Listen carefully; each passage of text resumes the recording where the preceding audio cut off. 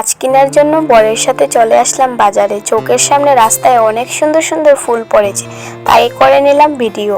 আর আজকের ওয়েদারটা দেখে নাও, অনেক দিন থেকেই কিন্তু গোয়ায় প্রচুর পরিমাণ বৃষ্টি পড়ছিল, আর বৃষ্টির কারণে আমরা বেরোতে পারছি না ঘর থেকে। আর চলে আসলাম মাছের দোকানে, আর মাছের দোকানে আসার পর এখানে মাছটা ওজন করে আমাদেরকে ভালো করে কেটে দিয়েছে।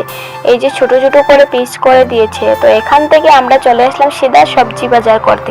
এখানে দেখতেই পাচ্ছো কত সুন্দর সুন্দর সবজিগুলো, লাউ, পটল, ফুলকপি আরও অনেক নানান ধরনের সবজিগুলো সাজিয়ে রাখা হয়েছে। তো এখান থেকে আমরা বেছে বেছে কিছুটা সবজি বাজার করে নিলাম। এবার আমরা চলে যাচ্ছি ঘরে। আর এই যে দেখতে পাচ্ছ আমার হাতে ছিল মাছের ব্যাগটা, আর আমার বরের হাতে ছিল সবজির ব্যাগটা। এটা নিয়ে আমরা এবার চলে যাচ্ছি ঘরে। আর সামনে পড়লো আমাদের কবুতরগুলো দেখতেই পাচ্ছ কত সুন্দর সুন্দর করে চাউল কুটে কুটে খাচ্ছে।